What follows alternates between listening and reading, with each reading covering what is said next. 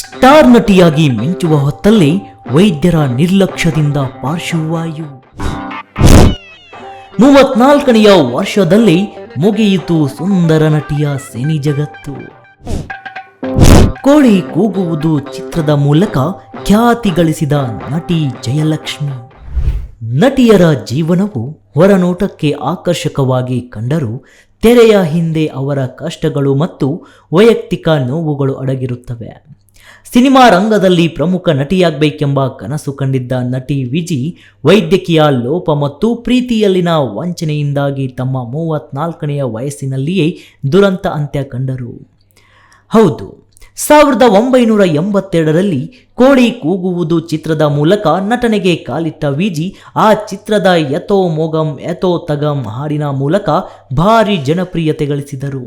ನಂತರ ತಮಿಳು, ತೆಲುಗು ಮತ್ತು ಮಲಯಾಳಂ ಸೇರಿದಂತೆ ಹಲವು ಭಾಷೆಗಳಲ್ಲಿ 40ಕ್ಕೂ ಹೆಚ್ಚು ಚಿತ್ರಗಳಲ್ಲಿ ನಟಿಸಿ ದೊಡ್ಡ ನಟರ ಜೊತೆ ಕೆಲಸ ಮಾಡಿದರು. ಇಳೆಯ ದಳಪತಿ ವಿಜಯ್ ಅವರ ಜೊತೆಗಿನ ಪೊವೆ ಉನಕ್ಕಾಗ ಚಿತ್ರದ ಸಮಯದಲ್ಲಿ ಬೆನ್ನು ನೋವಿನಿಂದ ಬಳಲುತ್ತಿದ್ದ ವಿಜಿ ಈ ಹಂತದಲ್ಲಿ ಅಪೋಲೋ ಆಸ್ಪತ್ರೆಯಲ್ಲಿ ಶಸ್ತ್ರಚಿಕಿತ್ಸೆಗೆ ಒಳಗಾದರು. ಚಿಕಿತ್ಸೆಯ ಸಮಯದಲ್ಲಿ ವೈದ್ಯಕೀಯ ಲೋಪದಿಂದಾಗಿ ಪಾರ್ಶ್ವವಾಯು ಪೀಡಿತರಾದರು. ಈ ಘಟನೆಯಿಂದಾಗಿ ಅವರು ವೀಲ್ಚೇರ್ಗೆ ಸೀಮಿತರಾಗಿ ಚಿತ್ರರಂಗದಿಂದ ಬಹುಕಾಲ ದೂರ ಉಳಿಯಬೇಕಾಯಿತು. ಆ ಬಳಿಕ ಅಪೋಲೋ ಆಸ್ಪತ್ರೆಯ ವಿರುದ್ಧ ಕೇಸ್ ಹಾಕಿದ ವಿಜಿ ಆಸ್ಪತ್ರೆಯ ಕಡೆಯಿಂದ 30,000 ರೂಪಾಯಿ ಪರಿಹಾರ ಹಣವನ್ನು ಪಡೆದುಕೊಂಡಿದ್ದರು. ವೀಕ್ಷಕರೇ, 1996ರಲ್ಲಿ ಪೊವೆ ಉನಕ್ಕಾಗ ಸಿನಿಮಾದ ಬಳಿಕ ಆದ ಶಸ್ತ್ರಚಿಕಿತ್ಸೆಯಿಂದ ಪಾರ್ಶ್ವವಾಯು ಪೀಡಿತರಾದ ವಿಜಿ ಹಲವು ಸಿನಿಮಾಗಳನ್ನು ಕಳೆದುಕೊಂಡರು. 2000 ಇಸ್ವಿಯಲ್ಲಿ ಸಿಂಹಾಸನಂ ಚಿತ್ರದ ಮೂಲಕ ಬೆಳ್ಳಿ ತೆರೆಗೆ ವಾಪಸ್ಸಾಗಿದ್ದರು. ವಿಜಯಕಾಂತ್ ವಿಜಿಗೆ ಸಿನಿಮಾ ಅವಕಾಶ ನೀಡಿದ್ದರು.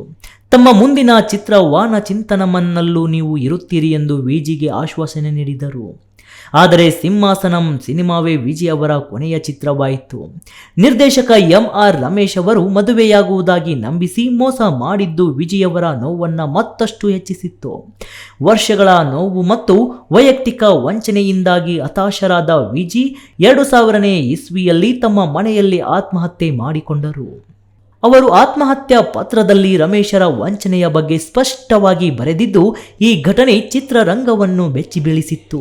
ಪೊಲೀಸರು ರಮೇಶ್ ವಿರುದ್ಧ ಪ್ರಕರಣ ದಾಖಲಿಸಿ ಬಂಧಿಸಿದ್ದರು. 16ನೆಯ ವಯಸ್ಸಿನಲ್ಲಿ ಬೆಳ್ಳಿ ತೆರೆಗೆ ಪಾದಾರ್ಪಣೆ ಮಾಡಿದ್ದ ವಿಜಿ ಕೇವಲ 34ರ ಹರೆಯದಲ್ಲಿ ತಮ್ಮ ಜೀವನವನ್ನು ಕೊನೆಗೊಳಿಸಿದರು. ಅವರ ದುರಂತಮಯ ಕಥೆಯು ಇಂದಿಗೂ ಅನೇಕರಿಗೆ ನೋವುಂಟು ಮಾಡುತ್ತದೆ. ಏನೇ ಹೇಳಿ ವೀಕ್ಷಕರೇ, ಸಿನಿ ರಂಗದಲ್ಲಿ ನಟ ನಟಿಯರ ಜೀವನ ಕಷ್ಟಕರವಾಗಿರುತ್ತದೆ. ಅದನ್ನು ಅವರು ಅನುಭವಿಸಿದ ಮೇಲೆ ಯಾವ ರೀತಿ ಹೇಳಿಕೊಳ್ಳಬೇಕು ಅನ್ನೋದು ಸಹ ಗೊತ್ತಿರಲ್ಲ.